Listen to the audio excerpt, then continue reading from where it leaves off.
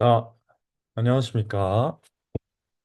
이번에 인체 발생학 기본적인 엠브리올로지와 organogenesis 그리고 약간의 소마틱 모자이시즘에 대해서 복습을 하려고 합니다. 근데 이제 복습을 그냥 하는 것도 당연히 좋지만 오지원 교수님께서 준비해주신 그 G1 엠브리올로지 챗GPT를 이용해서 여러 가지 심층적인 공부를 좀 더 해볼 수 있도록 한번 하는 시간을 가져보도록 하겠습니다.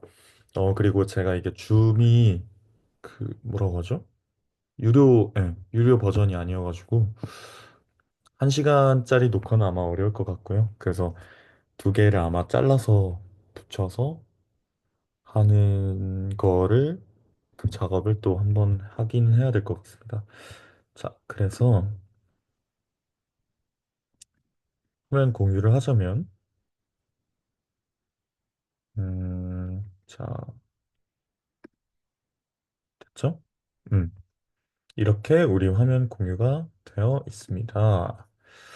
자, 여기 챗GPT 중에서 G1's Embryology라는 요 GPT 학습이 된 친구에게 제가 공부를 하면서 한번 그거를 해보도록 하겠습니다. 그 질문이나 이런 것들을 함으로써 좀 더 자율적이고 심층적인 학습을 한번 해보도록 하겠습니다. 차차차차. 일단 잠시만요. 음. 자, 여기 노션에 교수님께서 설명해 주신 강의가 있습니다. 그래서 발생학의 인트로덕션이 있고, 그 다음에 organogenesis 플러스 소마틱 모자이cism 이렇게 일단 크게 두 개로 갈리는데, 그중에서 저는 인트로덕션은 공부를 했으니까 한 번 더 복습을 하는 차원에서 organogenesis와 소마틱 모자이cism에 대해서 조금 더 살펴보겠습니다.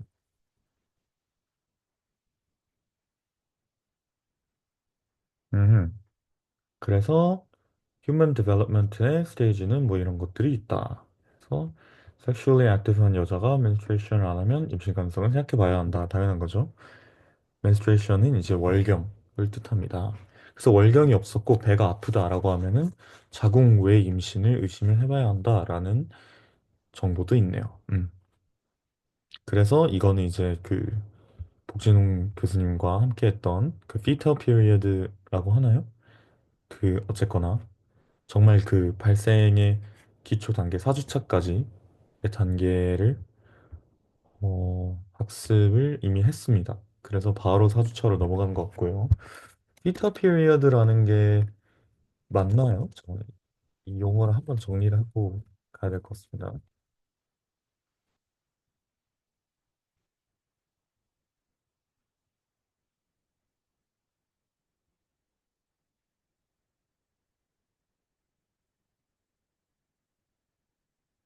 아하, 임신 9주부터 출생까지의 기간이네요. 그러면은 예전에 그 복진 교수님과 배웠던 수업 내용은 피터 피리어드가 아니겠네요. 자, 알겠습니다. 어쨌든 4주차쯤 되면은 심장이 뛰기 시작한다. 그래서 초음파로 심장이 뛰는 게 보인다고 합니다. 그쵸. 그래서 여기서 심장이 뛰는 걸 보고 이제 임신하셨습니다. 아니면 또 아닙니다. 이런 것을 이제 의사가 진단을 해준다고 하죠. 음. 그래서 타임테이블에서 데이 23를 보면은 볼록볼록 나와 있는 부분이 소마이트다. 소마이트라고 하면은 여기서 어, 자, 요걸 말하는 거겠죠.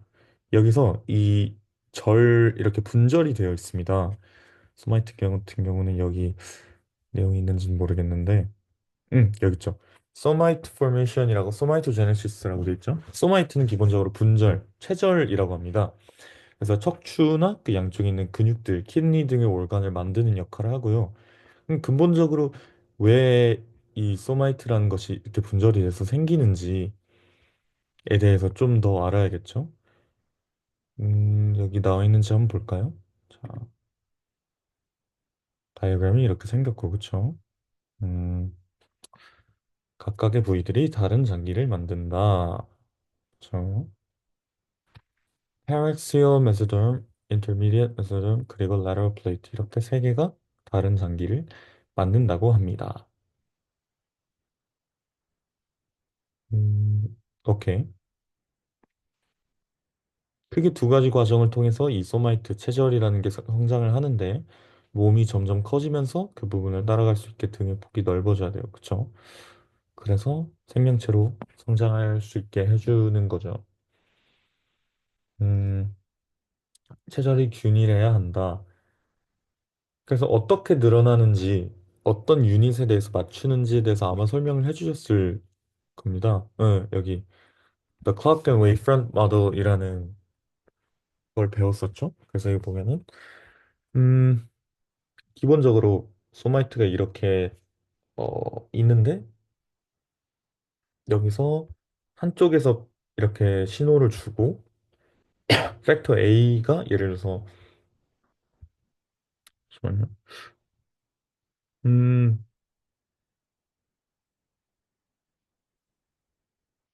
음, 제가 공부를 잘못했었네. 일렁게이션을 관장하는 팩터 중에 일부가 사이클릭하게 패턴을 만든다. 그래서 일렁게이션 한 것들이 옆으로 프로퍼게이트가 뭐죠? 한번 찾아볼까요? 일단은 기본적인 것들이라도 질문을 해보겠습니다.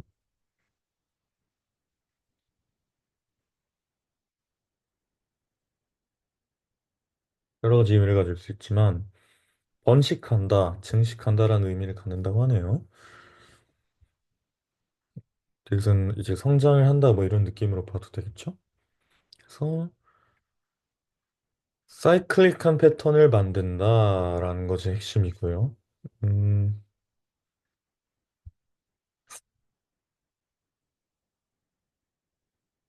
어떻게 체절이 생기는지 원리는 이제 좀 알 것 같은데, 그러니까 A 팩터와 B 팩터가 있다면 이게 이런 식으로 해서 B 팩터가 B 팩터가 예를 들어 사이클릭하고 A 팩터가 넌 사이클릭하다 가면 이렇게 해서 탁 만나고 그때 한번 소마이트 마무리해서 체절 형성하고 또 이렇게 해서 체절 형성하고 이런 느낌인 건 아는데 이거를 어, 좀 더 자세하게 설명을 듣고 싶은데 왜 이게 Clock and Wavefront Model이라고 얘기를 하는지도 좀 더 궁금하고 그거에 대해서 좀 물어보겠습니다.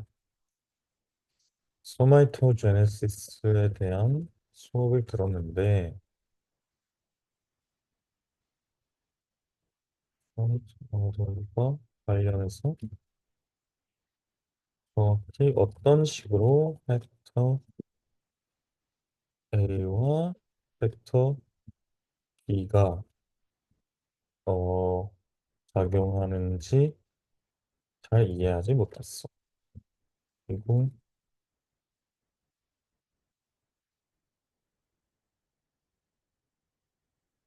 사이클릭하다 정확히는 이제 팩터 B가 사이클릭하다라는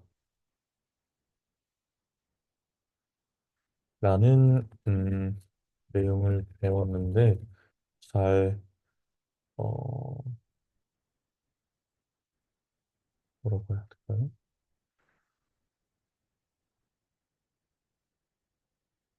떠오르지 않아. 내용해 줄래? 라고 물어보겠습니다.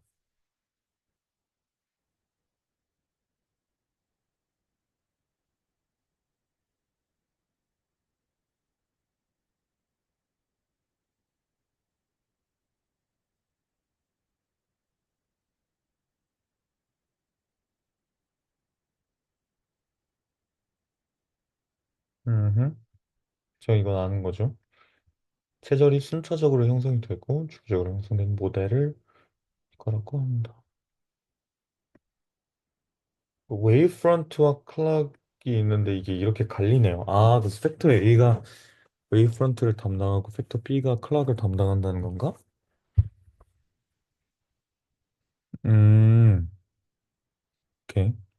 웨이브프런트는 머리에서 꼬리 방향으로 후방에서 이동을 한대요. 이 신호 팩터 A는 그래서 세포를 체절로 분화시킬지 말지를 결정을 한대요. 오케이. 뭐 주요 신호인 이런 것들이 있고 웨이브프런트의 경계가 최저 형성의 위치를 결정한다. 그럼 클락은 뭐지?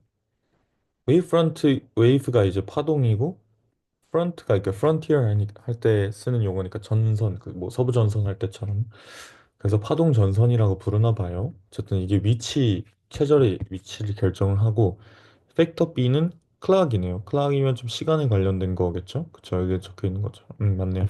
주기적인 신호에 대한 내용이기도 하고 결국 타이밍을 결정한다. 최절이 언제 생기는지.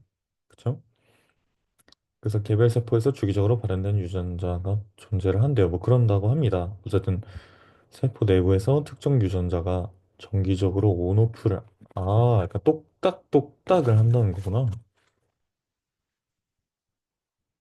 오케이.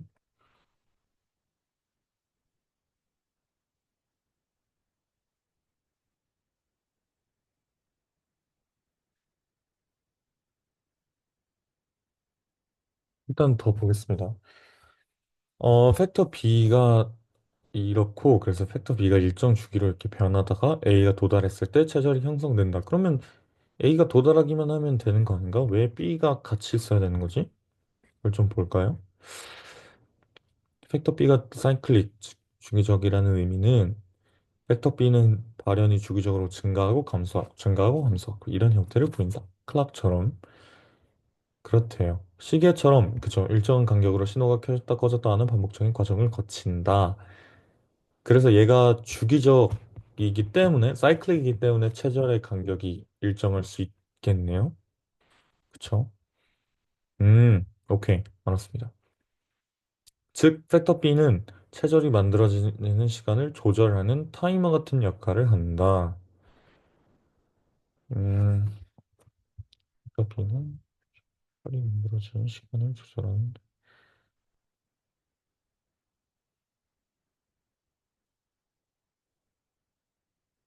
그래, 알겠습니다. 음, 예시가 아주 와닿지는 않는데 솔직히 그래도 무슨 말인지는 확실히 알 것 같아요. clock and wavefront의 상호작용 그쵸? clock 즉 여기서는 팩터 B가 있고 wavefront가 팩터 A였으니까 둘이 상호작용을 한번 해야겠죠. 그래서 팩터 B가 일정한 주기로 활성화가 되면서 체절 형성의 타이밍을 결정한다. 그리고 팩터 A가 꼬리 쪽에서 점점 앞으로 이동한다. 꼬리 쪽이라는 게 어디 쪽이죠? 볼까요?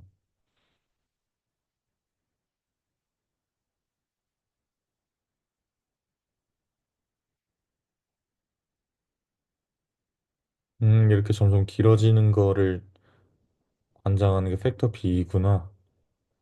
그럼 B가, 잠깐만요. A는 확실히 알겠어. 파동전선이라는 게 여기서, 어, 이 그림을 기준으로 보면은 여기 두 번째 때 딱 이 주황색 부분이, 그쵸? 사이클릭이죠. 어? 죄송해요, 죄송해요. 팩터 B가 클락이니까 이 주황색이 팩터 B겠네요. 그래서 도착하고, 휴 해서 도착하고, 이 도착했을 때 딱 끊기는 거다. 라는 거인 것 같은데, 잠깐만. 음, 전달된 팩터 B들이 반대쪽에 있는 팩터 A가 non 사이클릭이죠. 오케이, 오케이. 음,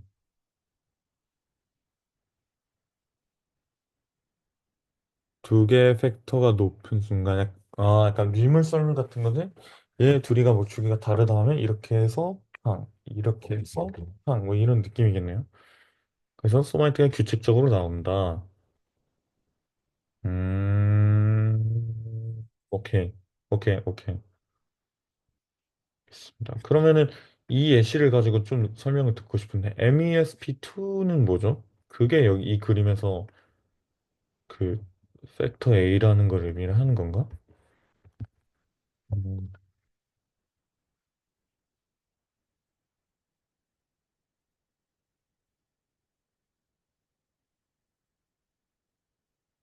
MESP2는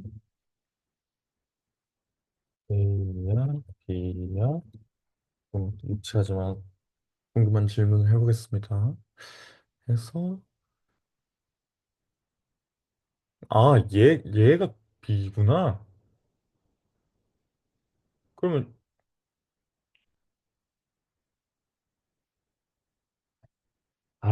이 주황색이 그럼 팩터 A라는 거겠네요. 그래서 왜냐면 이렇게 해서 이동을 해서 여기서 끊기고 이렇게 이동을 하는 것 자체가 하나의 파동 같은 모습을 보이기 때문에 웨이프런트라고 부르는 건가? 그래서 그렇게 되는 건가? 음, 오케이. 음,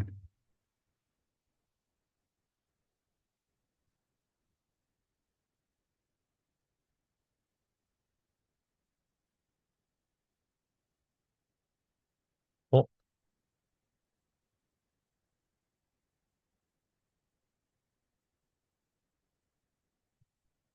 이 친구도 B라고?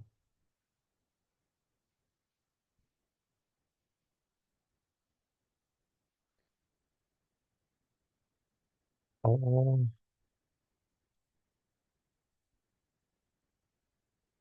어쨌거나 무슨 맥락인지 이제 확실히 알았어요. 어떤 원리인지 확실히 알았는데 단지 이제 이 그림을 기준으로 좀 어떤지를 보면은 좋겠네요. 혹시 이게 가능하려나? 이렇게 잠깐만.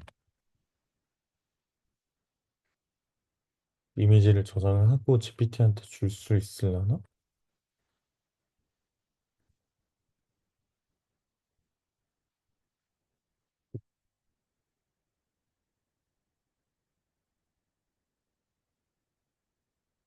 이걸 무엇인지 사이클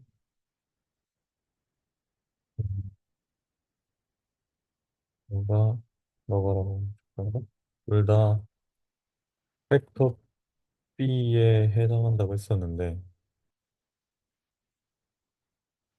그럼 팩터 A로 작용하는 질은 뭐야? 물어보겠습니다.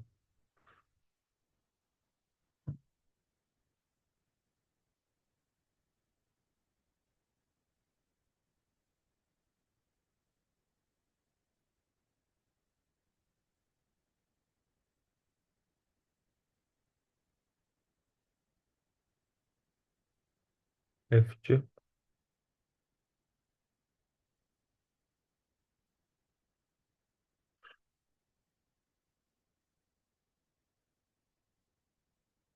이가 두 개인가요?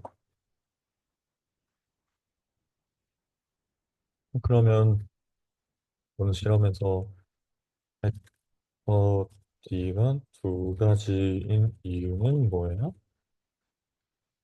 최절, 최절 형성을 근데 보니까 스마이트를 관장한다는 게 일단 이 GPT에 의하면 어 여기 있죠? 팩터 A가 위치를 결정하고 팩터 B가 타임 결정을 한다고 했었는데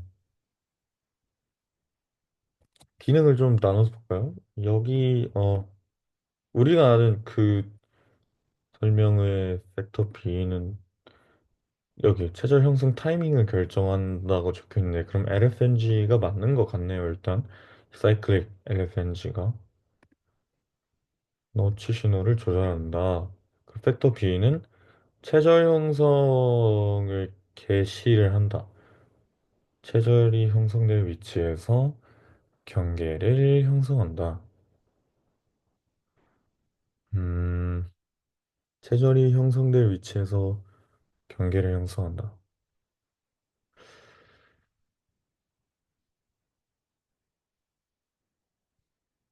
뭘까요?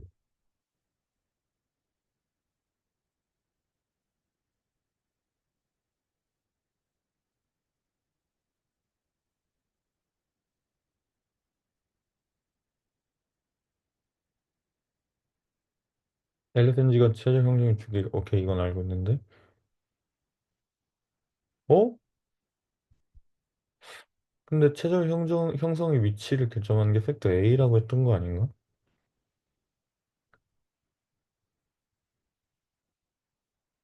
그쵸? 경계 얘기가 애초에 여기 나왔는데 내 말은 어, 어,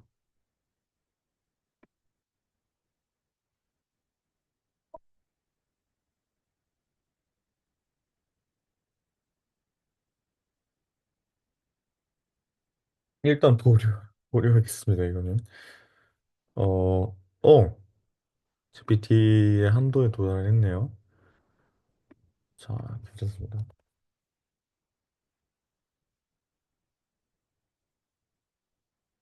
자, 넘어갑시다. Organ Development, Heart Valve, 심장, 오케이. 그 대충 어떤 그림인지 알았습니다. 일단 그이 설명을 토대로 보면은 전에는 몰랐었는데 팩터 A가 어쨌든 체절 형성의 위치를 결정하고 팩터 B가 체절 형성의 타이밍에 관여를 하는데 그렇게 되면 타이밍에 관여하기 때문에 clock이라고 우리가 흔히 비유해서 모식적으로 부르고 팩터 A를 wavefront라고 부른다. 왜냐하면 어떤 파동과 같은 흐름을 보이니까 그렇다라고 일단 저는 이해를 했습니다. 음, 오케이. 일단 알았습니다. 자, 오케이. 그리고, 그렇게 해서 이제 팩터 B라는 애가 사이클릭하기 때문에 패턴을 만들고 그 팩터 B가 이제 쉽게 말해서 켜졌다, 꺼졌다, 켜졌다 하는데 팩터 A와 팩터 B가 동시에 둘 다 높을 때 반대쪽에 팩터 A가 있고 여기 팩터 B가 있을 때 딱 소마이트를 마무리시키면서 체절이 형성을 한다라는 것으로 이해를 했습니다. 그래서 아마 이 그림상 이제 제가 정확히는 모르겠지만 이 그림만 봤을 때는 이제 이 주황색이 팩터 A인 것 같고 이 검은색이 이렇게 꺼졌다 켜졌다 하는 거기 때문에 얘가 아마 팩터 B지 않을까 싶습니다. 그래서 보면은 이 그림에서 봤을 때 여기 보이시는지 모르겠지만 두 번째 이 소마이트 그림에서 주황색과 검은색이 동시에 있기 때문에 여기서 한번 분절이 된다. 그래서 지금 여기 분절이 또각해서 이렇게 분절이 됐죠. 마찬가지로 여기도 똑같이 주황색과 검은색이 있었기 때문에 여기서 분절이 일어난다로 일단 저는 해석을 했습니다. 확실한 건 아니고요. 나중에 더 GPT를 이용해서 한번 또는 유튜브 자료 같은 걸 찾아보면서 한번 저도 연구를 해봐야겠습니다. 좋습니다. 음, 오케이. 자, 이어서 한번 읽어볼게요. Heart Development가 있다. 이것도 되게 신기했어요. 처음 봤을 때. 왜냐면 심장이 중앙에 하나인데, 하나 딱 만들어지고 뭔가 이게 갈라지는 구조일 줄 알았거든요.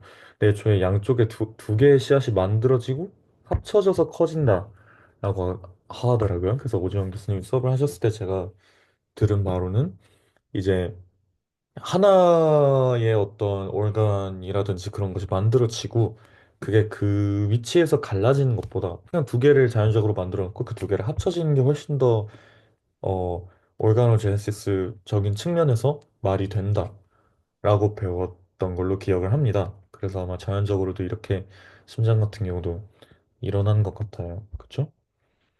그래서 소마이트 바깥쪽 부분에 헐트를 관장하는 씨앗이 두 개가 생긴다. 그죠? 그래서 두 개의 관이 합쳐지고 합쳐진 거 안에서 네 개의 공간이 생겨나겠죠. 우리가 아는 좌심방, 좌심실, 그리고 우심방, 우심실이 되겠죠. 음.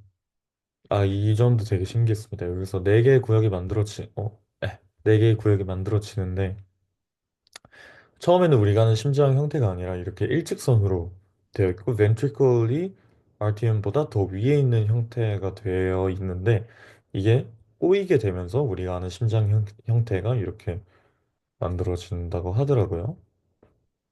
음. 그래서 이 트위스트가 잘못되면은 당연히 우리가 아는 선천성 심질환이 생길 수 있다. 여기는 뭐 덱스트로카디아라고 얘기를 하네요. 음식을 먹을 때 우리가 최적화된 상태에서 흡수를 해야 한다. 음식이 통과할 때의 길이를 엄청나게 확장시킨다. 이거는 뭐 당연한 거죠. 우리 소장이나 대장 크기만 인테스틴들의 생김새와 그 구조만 보더라도 확실히 알 수 있죠. 꼬불꼬불한 상태로 되어 있어서 최대한 길이가 확장돼 있고 그만큼 우리가 많은 물질을 재흡수 그리고 그 영양소를 흡수를 할 수 있기 때문에 이 점도 되게 신기했습니다. 장이 몸 밖에서 성장을 하다가 몸 안쪽으로 들어온대요. 그래서 그림을 보면은 우리가 아는 이제 이 왼쪽 그림을 보면은 우리가 아는 기본적인 그 어떤 소화계의 구조는 이렇게 생겼죠. 위가 있고 그 위가 소장과 연결되고 소장이 뭐 대장과 연결되고 기본적으로 제일 비슷합니다. 요 다른 그림들보다. 근데 기본적으로 봤을 때 이 인테스틴들이 몸의 바깥쪽에서 형성이 되고 안으로 들어온다는 거지 않습니까? 이 점이 되게 저한테는 신선하게 느껴지더라고요. 음, 몸 밖에서 장이 성장을 한다. 그럼 당연히 그게 들어오지 못하게 되면 또 질병이 생기겠죠. 항상 어떤 그 기능이 장기의 구조가 다르면 뭐 그거에 대한 기능이 있다. 기능과 구조를 연결시켜라. 마찬가지로 그 기능이 있다면 그 기능에 문제가 생겼을 때의 질병 또한 어지간하면 반드시 존재를 한다라고 많은 교수님들께 배웠었습니다. 그래서 이거 같은 경우도 옴팔로셀레라고 하는데요. 이걸 좀 찾아보긴 해야겠습니다.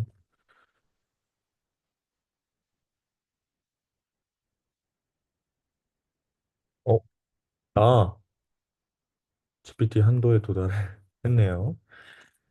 다른 아이디로 로그인을 한번 해보겠습니다.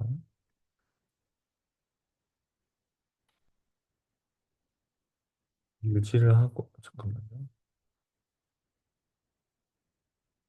음,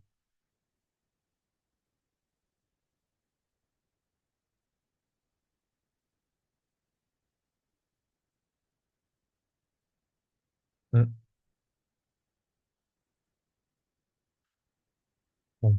잠깐만요. 음, 그러면은 어차피 저희가 줌도 한번 끊어서 녹음을 해야 되기 때문에 여기서 한번 끊고, 그 다음에 나중에 그 다른 영상과 합쳐서 해보도록 하겠습니다. 자, 그래서 저희가, 잠시만요. 음, 저희가 어디까지 공부를 했었냐면, 여기 언팔로 셀레라는 것에 대해서 좀 더 공부하고 싶어 했었죠. 그 설명하고 그 원인과 치료 방안에 대해서도 자세히 알려줘.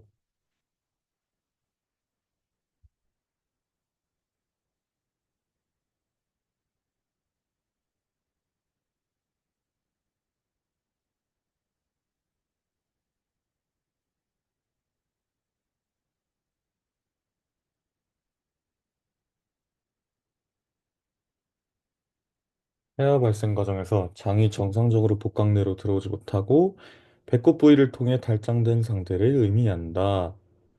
그렇습니다. 그건 아는 거고요. 선천적 컨제니탈이네요. 음, 장이 정상적으로 복강 내부로 이동하지 못하는 데 있다.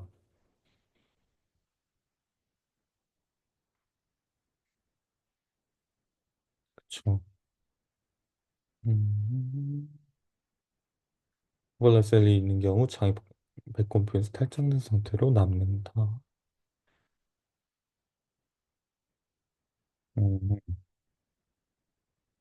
12, 잠시만요.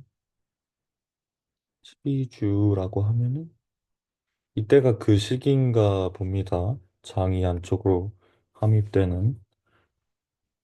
그래서 피터 MRI 같은 거를 이렇게 쏘이거나 양수 검사를 하거나 이런 식으로 검사를 한다고 합니다.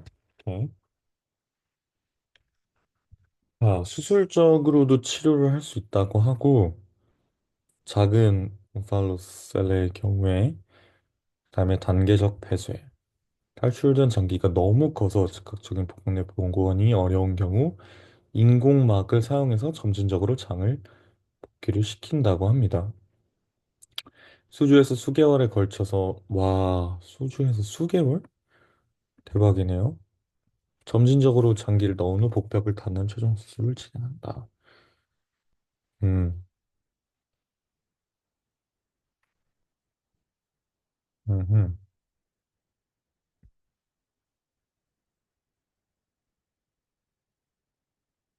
음, 알겠습니다.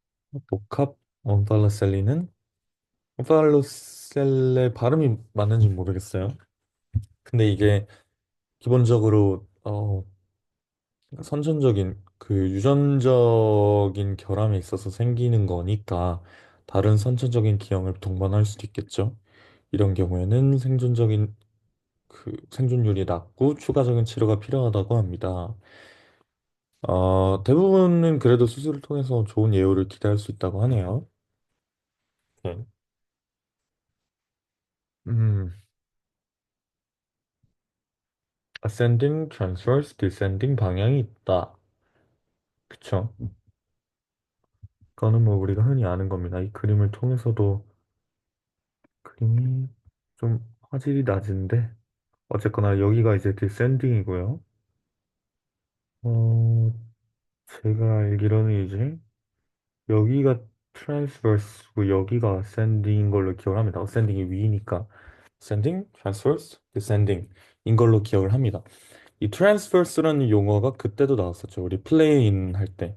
coronal plane, sagittal plane, transverse plane 할 때도 나왔는데 transverse가 결국에는 어떤 수평선의 가로의 라는 의미로도 해석이 됐었죠. 그래서 그런 모양이라는 거를 그냥 좀 어려운 용어로 설명을 한 것 같습니다. 어, 장이 그 성장을 한 뒤에는 외부로 구멍을 만들어야 한다고 합니다. 구멍을 만드는 과정이 복잡하다고 하네요. 이 얘기도 분명히 수업 때 들었던 것 같습니다. 입이나 코나 귀나 눈, 뭐 항문, 생식기 이런 것도 다 구멍이죠. 근데 이런 경우에는 생식기와 항문이 붙어 있거나 한 문제, 그러니까 그 관이 분리가 되지 않은 거네요. 정확히 말하면. 하나의 큰 관으로 시작했다가 이렇게 거리가 멀어지면서 생식기와 항문이 되는 것인데, 오케이, 신기한 디펙트입니다. 음, 입 같은 경우도 구멍이잖아요. 그래서 에소파거스에서 디버티큘럼이 나와서 전체적으로 자라고 분리가 된다고 합니다. 이 디버티큘럼은 여기 있는 respiratory diverticulum이라는 그 부분이 튀어나오는 건데 렁버드라고도 하죠. 여기 사진을 보면은 음, 여기 있네요. 여기. 그래서 이게 점점 나와서 분리가 되고 이렇게 된다. 음, 를 이제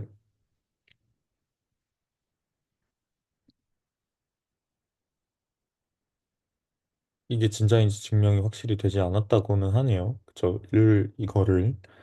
음. 그래서 이게 당연히 분리가 안 되는 경우는 식도가 발달이 안 돼 있겠죠.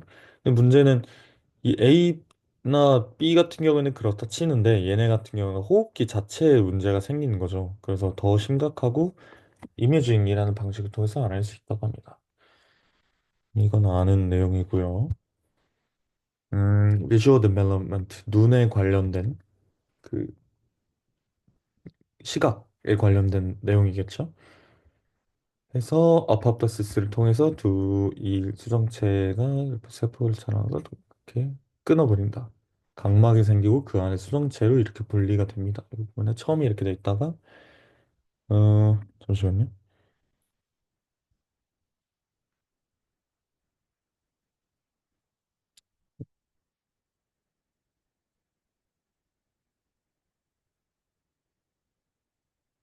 음,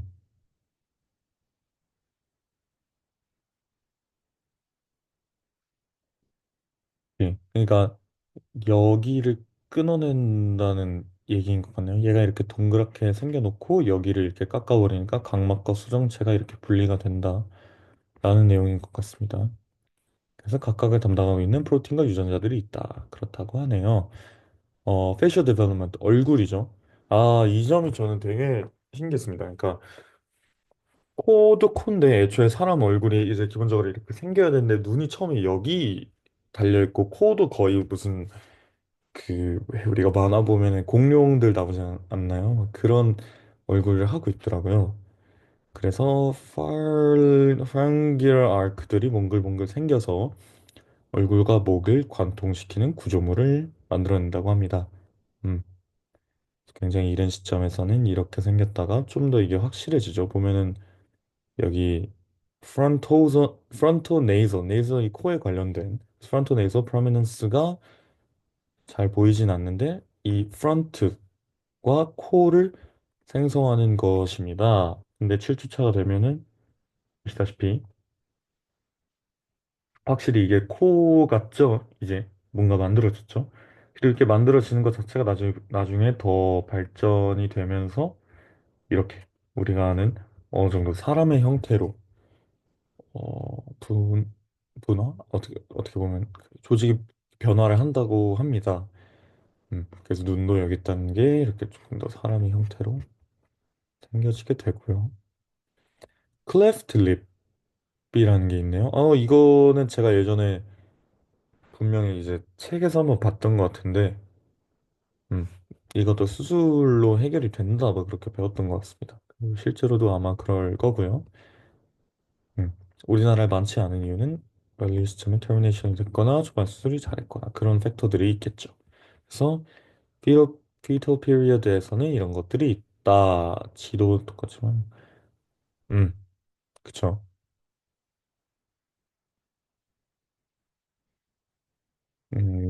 우리가 보통 이제 임산부들, 산모들이 술, 담배, 마약, 하다못해 이런 것들을 최대한 지양을 하려고 하지 않나요? 그래서 이런 거에 제가 되게 신기했던 거는 DNA가 쉽게 망가지지 않는다 하더라고요. 음. 하지만 RNA와 그 전사된 프로틴, 전사래요. 그 번역된 프로틴들이 perturbation이 시켜진다.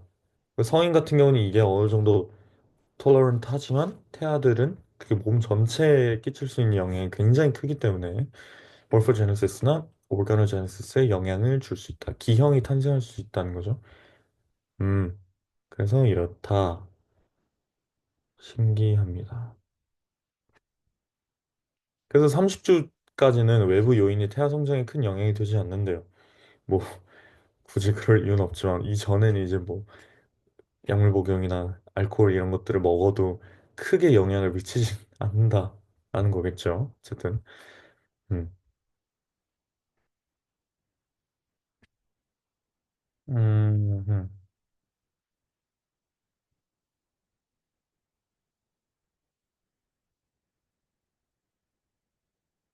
가지고 인스틴이 밖으로 튀어나와 있고 인스틴이 나중에 들어가게 되고요. 음, 털이 나기 시작하고 남자의 경우에는 콩이 나온다. 이때 세바크로스 글랜드 기름이나 약간 그 비누처럼 이렇게 미끌미끌한 성분들이 나오는 것들도 있기는 하다고 합니다. 이때 그게 됐을 때, 그 출산이 됐을 때.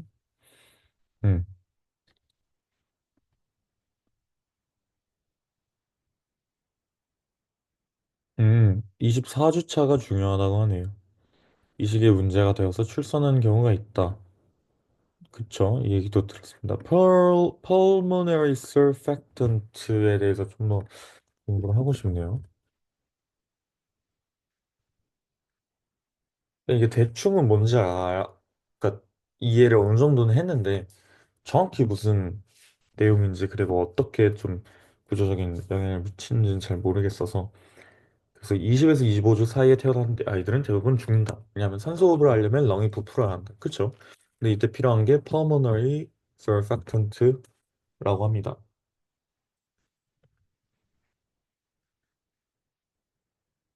무엇이고, pulmonary surfactant가, 어, lung의 respiration에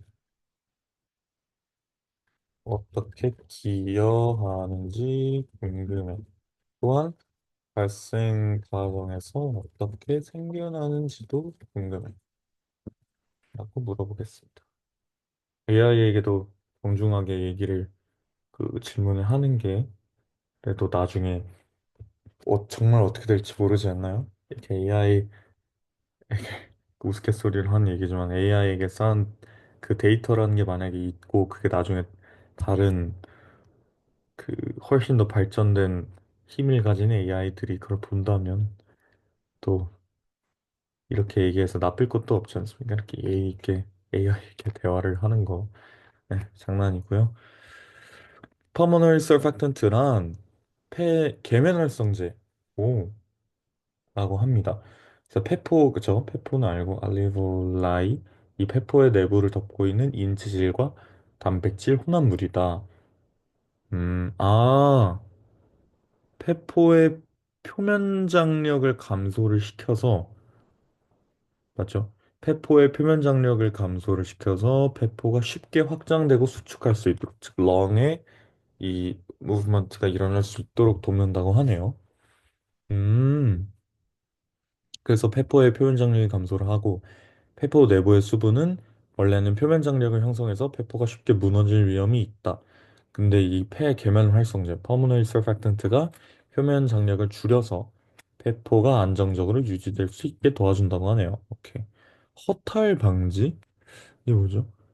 아텔렉테이시스 타시스라고 하는데 그쵸 호흡 시에는 폐포가 지속적으로 열리고 닫히죠.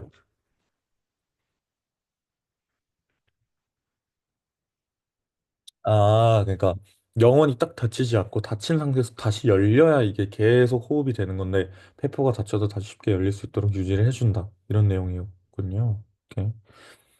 산소 교환이 원활해지고 출생 직후 처음 호흡을 할 때 매우 중요하다. 음 오케이. 퍼머널 서fak턴트는 24주경부터 형성이 된다. 아, 그렇기 때문에 그때 알겠습니다. 아, 그래서 이제 미숙아가 이 시기에 태어나면 호흡곤란을 겪을 수 있다. 뭐 이런 내용이겠네요. 그래서 이게 점점 양이 증가하면은 나중에 자가 호흡이 가능할 정도로 충분히 생성이 된다. 그러면은 이것도 그 엠브리올로지를 배우면서 제가 깨우친 내용인 그러니까 한번 짚어주셨던 내용인지는 모르겠는데 이거가 사실은 되게 좀 막연한 궁금증이었습니다. 그러면 혜아가 처음 호흡을 하지 않나요? 그래서 처음 호흡을 하기 전에는 그러면은 결국에는 그 양수 안에 있을 때 amniotic fluid 안에서 생활을 할 때는 그러면 호흡을 안 하는 거잖아요. 그럼 그거를 어떻게 갑자기 호흡을 할 수 있게 되는지 그거에 대해서도 좀 질문을 하고 싶네요. 자, 혜아가 처음 호흡을 아 태아가 엄마의 모체의 양수에서 생활할 때는 호흡이 필요가 없기 때문에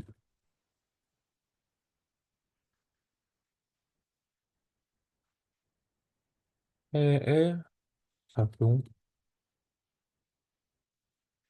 또한 크게 이 시기의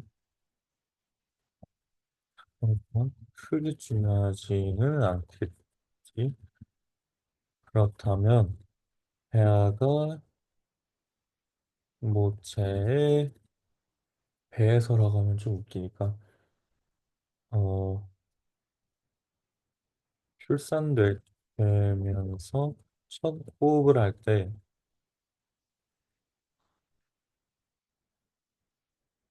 어떤 원리로 폐,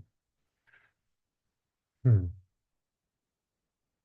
그냥 쉬는 거라고 해도 사실 할 말은 없기는 합니다. 근데 좀 궁금해서 그냥 물어보고 싶었어요. 항상 이거에 대해서.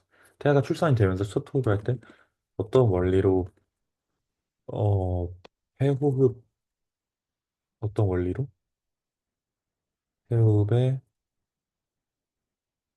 갑자기 적응할 수 있는지가 의문이야. 이렇게 적으면 좀 됐죠. 좋은 질문이야. 태아는 태아는 출생 전까지 양수를 심폐 그죠? 직소적인 가스 교환 기관으로 사용하지 않죠. 급격히 폐호흡에 적응을 해야 한대요. 여러 가지 생리적인 해부학적인 변화에 의해 가능해진다. 출생 전에 태아의 폐는 양수를 들이마시는 연습을 한다. fetal breathing moments라고 하네요. 태아는 출생 전에도 가끔씩 횡격막과 호흡근을 수축을 하면서 양수를 들이마시는 연습을 한다고 하네요. 오, 그러니까 약간 리허설을 하는 느낌이네요. 그래서 출생 후에 첫 호흡을 할 수 있도록 폐 근육을 발달시키는 역할을 한다고 합니다. 음, 신기하다. 산소 공급 경로, 그쵸? 이때 출생 전이니까 폐로 산소 교환을 하지 않죠? 모체, 플라센타를 통해서 영양과 O2를 공급을 받습니다. 그쵸? 태반, 플라센타에서 산소가 풍부한 혈액이 태아의 umbilical vein을 통해 공급이 된다. 라고 합니다. 그쵸? 폐 내부 환경. 태아의 폐는 렁 플루이드로 가득 채워져 있으며 폐포가 팽창한 상태로 있다. 음, 음. 또 나오네요. Pulmonary surfactant는 출생 전부터 생성이 되지만 실제로 기능하는 것은 첫 호흡부터구나. 오케이. 알겠습니다. 출생이 일어났어. 딱 태어났을 때 폐는 변화를 하게 되는데 출생 후 첫 호흡은 태아의 폐를 양수 환경에서 공기 환경으로 전환시키는 중요한 과정이며 중요한 기전들이 작용을 한다고 합니다. 출생 과정에서 폐액이 제거가 되고요. 그쵸? 좁은 산도를 통과를 하면서 출산할 때 폐 속의 액체가 물리적으로 압착되어 배출되는, 어, 그럼 좀, 산도를 통과하면서 폐 속의 액체가 물리적으로 이렇게 압착돼서 배출이 되는 거였군요. 나머지 폐액은 출생 후 림프계와 모세혈관으로 흡수된다. 그죠? 남은 폐액이 있겠죠. 이게 출생 후에 모세혈관과 림프계로 흡수가 된대요. 신기하네. 태반 순환이 차단이 되면서 산소 농도 변화가 발생한다. 그죠? 왜냐면 탯줄이 잘리니까 태반을 통한 산소 공급이 이제 차단이 되고 그로 인해서 혈중 산소 농도가 급격히 감소를 하고 이산화탄소가 각체를 증가를 하겠죠. 그럼 호흡 중추를 자극을 하는구나. 그래서 뇌의 연수 또는 메둘라 오블ongata 나중에 배우겠죠. 지금은 아직 신경 조직의 첫 단계만 아직 본과 1학년 상태에서 배운 거라서 나중에 좀 더 배우면 재밌을 것 같습니다. 어쨌든 뇌에 연수 있는 호흡 중추가 활성화가 되면서 첫 호흡을 유도를 한다고 하네요. 음, 오케이. 그렇게 해서 강력한 첫 폐 확장, 이걸 첫 울음이라고 하네요. 신생아는 처음으로 공기를 흡입시키면서 폐를 확 확장시키고 이 과정에서 우리가 아까 배웠던 위에 어디 있었죠? 음, pulmonary surfactant, 폐 계면 활성제가 작용을 하기 때문에 폐포가 쉽게 확장되도록 도와준다고 합니다. 그래서 폐가 확정이 되고 이 응애에서의 첫 울음은 강한 날숨을 유도를 한다. 응애, 응애 하면서 강한 호기라고도 하죠.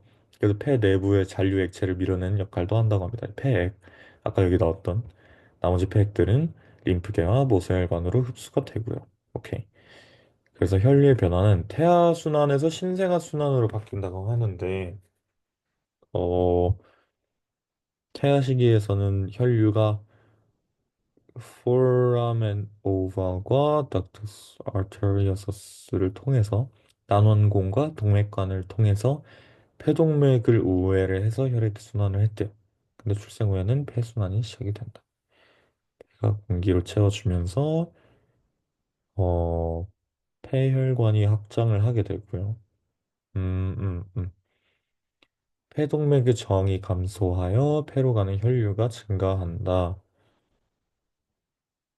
음, 폐동맥이 다치고 신생아의 정상적인 폐순환이 시작이 된다. 오케이.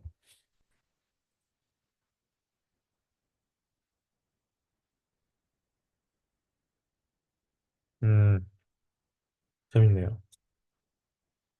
생존율 1% 초미숙 생존 사례.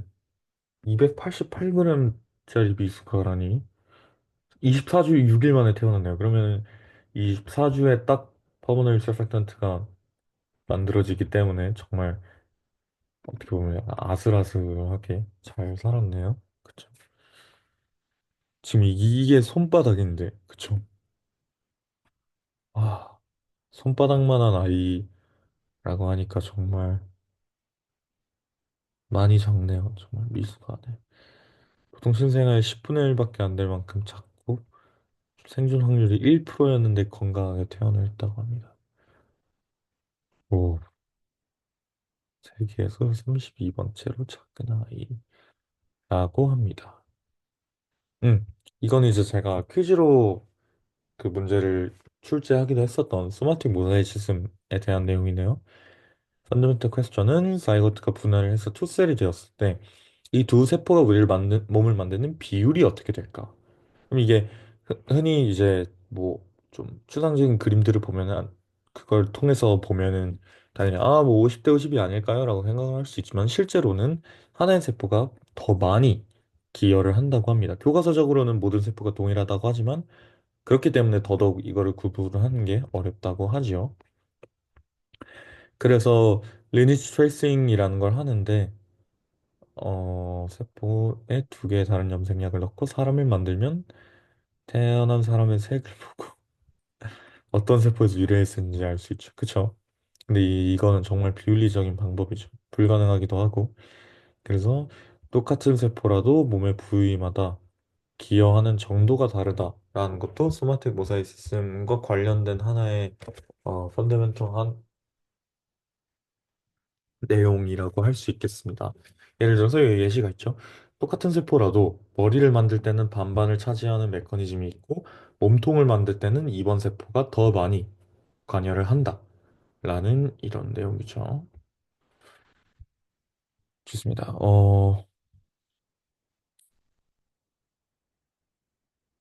마우스에서 제네틱 리니지 트레이싱을 하셨다고 합니다.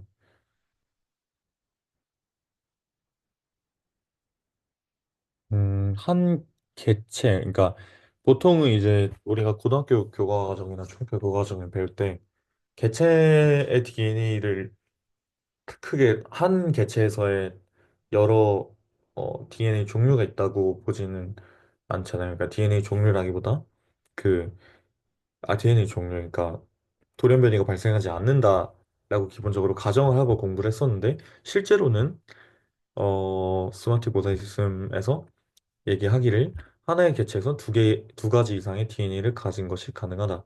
그래서 옛날엔 이게 피부 질환에 국한이 돼 있었다. 왜냐면 피부는 당연히 우리 눈으로 볼 수 있기 때문에 좀 그 당시 사람들이 연구하기 더 용이한 점도 당연히 있었겠죠. 그래서 단지 이게 피그멘트 때문이 아니라 그 유전적인 차이도 분명히 존재를 했다라는 것을 알게 됐고요.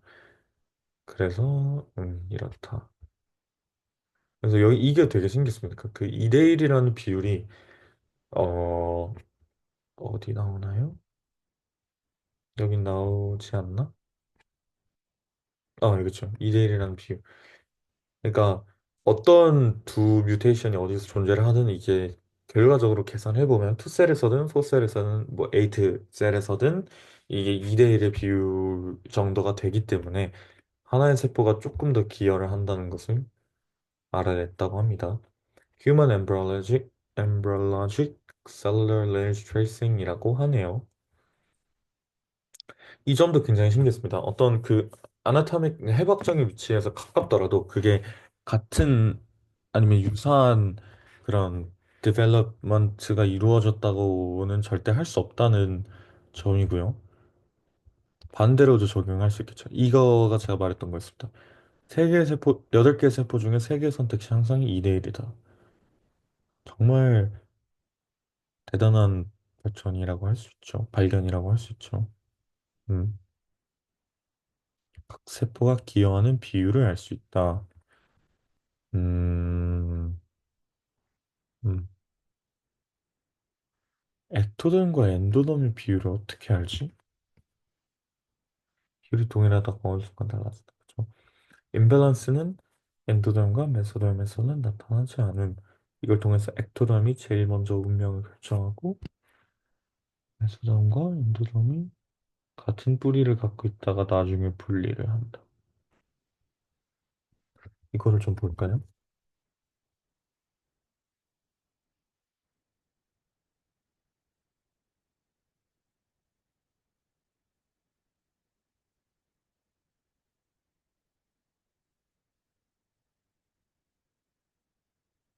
오.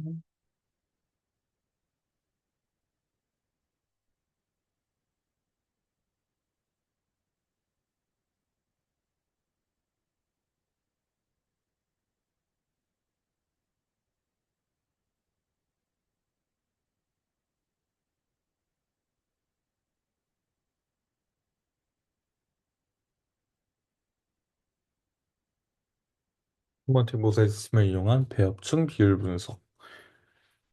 어, 저좀 증상을 의미한다. 엔도덤, 메소덤, 액토덤이 형성되는 비율을 추적할 수 있다. 그쵸? 기본 원리는 우리가 아까 봤었죠. 그래서 특정 유전자 변이를 가진 세포들이 어느 조직으로 분화하는지를 추적을 하면 초기 배아에서 어떻게 형성될지 알 수 있다. 그쵸? 그래서 싱글셀 DNA 시퀀싱을 하고 그 트리, 계통, 가계도라고 하죠. 이거를 이제 다시 만들어 본다. 계통수를 구성을 한다. 여기까지는 알았는데 이것도 알죠. 초기 단계에서 두세 번째 세포 분열 후에 배합층이 결정이 된다. 라는 것도 배웠고.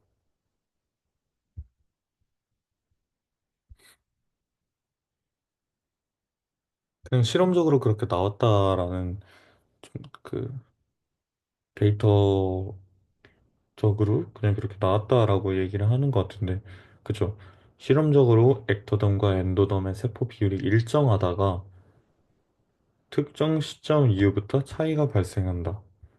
액토덤이 가장 먼저 운명을 결정하고 메소덤과 엔도덤은 동일한 뿌리에서 갈라져 나온다. 음.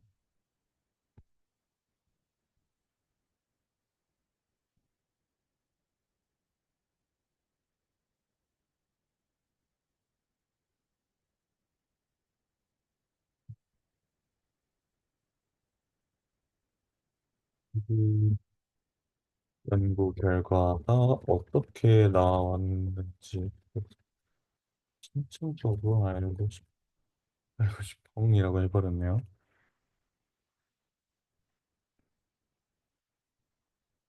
오, 피드백까지 줄 수 있는 네, 응답을 기다리면서 마지막까지 좀 읽어보도록 하겠습니다. 400개 정도의 세포를 배양해서 리니지를 그린 중이고 뭐 어쩌고저쩌고 각 장기들이 어떻게 만들어내는지도 알 수 있다. 이 블라스토시스트 리니지 맵을 보면은 얘네가 이런 식으로 어 장기를 형성을 하는데 그거를 그림을 이렇게 보면서 어떤 세포가 어떻게 이 장기의 세포로 운명 결정을 하는지도 좀 알아낼 수 있고요. 특정 장기에서 특정 위치에 문제가 생길 수가 있죠. 이거를 뮤테이셔널 데미지와 연관을 지을 수 있다. 발생학적인 단계에서 문제가 생기는 걸 수도 있다라는 거죠. 음. 토인이 언제 분리가 될지도 궁금하겠어. 그래서 이게 이제 현재 진행형이 현재의 연구 방법이고 미래에는 어떻게 활용할 수 있느냐? 일단 지금은 DNA를 뽑으려면은 항상 이제 피를 뽑지 않습니까? 피를 이용을 하는데 10년 후에는 문제가 있는 장기나 조직에서 직접적으로 DNA를 뽑을 수 있다라고 예상을 하네요. 그래서 컨클루전은 인체를 하나의 DNA를 가진 존재로 보면 안 되고 모든 세포들이 각기 다른 인생을 사는 것. 이거 정말 멋진 말이네요. 그래서 지금은 새로운 지식이지만 5, 6년 후에는 당연한 지식이 될 것이다. 그때 되면은 또 저의 후배가 될 수 있는 학생들이 스마트 모사이시즘을 되게 다양하게 공부를 하겠네요. 재밌네. 음. 뭐 일단 응답 1부터 볼까요? 지금은 뭐 챗GPT를 피드백하려고 제가 공부를 시작한 게 아니니까 1번만 좀 보겠습니다. 소마틱 모사이시즘을 이용한 배합층 비율 분석 연구, 그죠? 음, 세포가 분열할 때 생기는 자연적인 뮤테이션을 이용해서 배합층의 분포를 분석을 했다. 이거 아는 내용이고요. 배아가 성장하면서 엔도덤, 메소덤, 액토덤으로 나뉘게 되는 거. 이런, 그쵸? 어, DNA 시퀀싱을 했다. 여러 조직에서 샘플을 채취를 했대요. 그래서 돌연변이 패턴을 비교를 하고 특정 조직에서 공통된 돌연변이가 발견됐다는 거는 그게 동일한 조상세포에서 유래했음을 의미를 한다. 그러면 외배엽, 내배엽, 중배엽의 그 기초 그 세포들을 진짜 채취를 했다는 뜻인가? 봅시다. 외배엽 세포는 초기에 분화가 확증되는 경향이 있다. 그쵸. 그때 나왔었던 액토덤이 가장 존명 결정을 한대요. 그렇다고 합니다. 뭐, 음, 그래서 신경계로 분해할 세포들은 상대적으로 그 운명이 초기에 결정해서 변하지 않습니다. 뭐 이게 그 신경세포들이 더 이상 분화? 더 이상 그 셀 데스가 퍼머넌트하다 뭐 이런 내용과 연관이 있는지는 모르겠지만 그럴 수도 있겠습니다. 그래서 엔도덤과 메소덤은 동일한 뿌리에서 갈라져 나온다. 초기 배아에서 공통된 조상세포를 공유를 하기 때문에 이걸 우리가 알아낼 수 있다는 거죠. 음, 음, 액토덤과 엔도덤의 세포 비율이 총 일정하게 유지되다가 배아가 성장하면서 차이가 발생한다. 메소덤이 발달을 한다. 그래서 세포의 수가 급격히 증가를 하는 시점이 존재하면 소마이트 형성. 이거는 이게 그래서 우리가 그 뭐라고 하죠? 발생 2, 3주차에 있겠죠. 그 액토덤과 엔도덤이 개발이 되고 그 다음에 중간에 메소덤이 이렇게 생기면서 이렇게 돼서 소마이트가 거기서 이렇게 형성이 되고 그 내용과 관련이 있다고 하는 거네요. 그러니까 그거를 알아낸 방식이 이 방식 때문이다인지는 모르겠습니다만 그것과 어느 정도 상당한 연관이 있는 것 같습니다. 그래서 연구에 의해는 폐하 발생 과정에서 세포 운명이 결정된 시점을 확인할 수 있고 장기 형성과 선천적인 질환 연구에 기여를 한다. 그죠?